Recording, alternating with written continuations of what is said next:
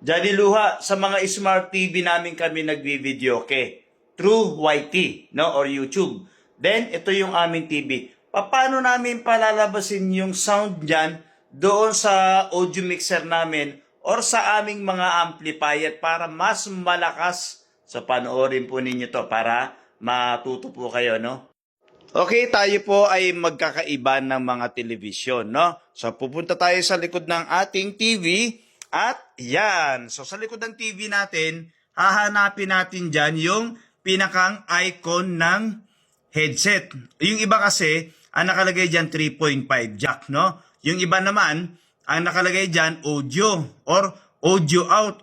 Yan ang nakalagay dyan. Ito ang hahanapin ninyo. Johnny Luha, anong ilalagay namin dyan? So, halimbawa, sa likod ng TV ninyo ay 3.5 jack, yung millimeter, yung 3.5 jack, yung pang headset. Salpakan nyo yan.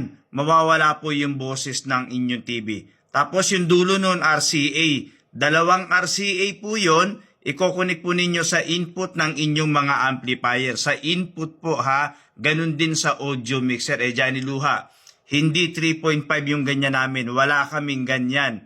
So, walang 3.5 jack, no? Yung iba po ay optical. Ay, ibig sabihin ng optical, o kagaya nito, kung di ako nagkakamali, ito parang optical to eh. So, bibili kayo ng converter. Optical, sasalpak nyo yung optical dyan. Tapos, sa converter po, optical din yung pinakandulo. Then, yung pinakalikod ng optical, ganyan po yung likod niyan. So, RCA, i-convert niya ngayon sa RCA.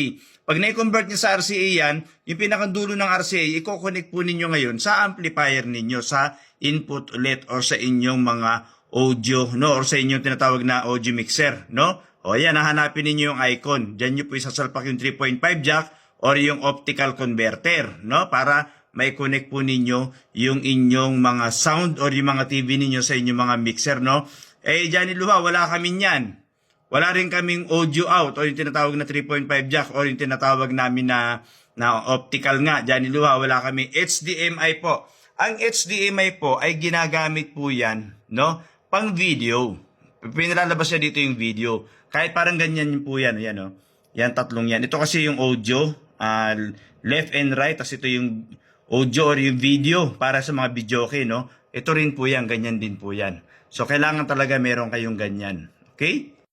So, wala kasi ako sa bahay, kaya tinuturo ko lang sa inyo kung paano ninyo ikakabit. Ganun lang naman po kasimple yung pagkakabit yan. I-share nyo yung video para natututo rin yung iba. Johnny Luha po ito.